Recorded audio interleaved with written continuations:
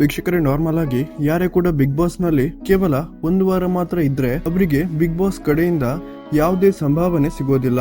Big boss ಮನೆಯಲ್ಲಿ 2ನೇ ವಾರದಿಂದ ವಾರಕ್ಕೆ ಇಷ್ಟು ಅಂತ ಸಂಭಾವನೆ ಪಡೆದುಕೊಳ್ಳುವ ಬಿಗ್ ಬಾಸ್ ಕಂಟೆಸ್ಟೆಂಟ್ಗಳು ಮಿನಿಮಮ್ ಸಂಭಾವನೆಯನ್ನ ಕೂಡ ಪಡಿಬೇಕು ಅಂದ್ರೆ ಕನಿಷ್ಠ ಪಕ್ಷ 2 ವಾರನಾದ್ರೂ ಬಿಗ್ ಬಾಸ್ ಮನೆಯಲ್ಲಿ ಇರ್ಬೇಕಾಗುತ್ತೆ.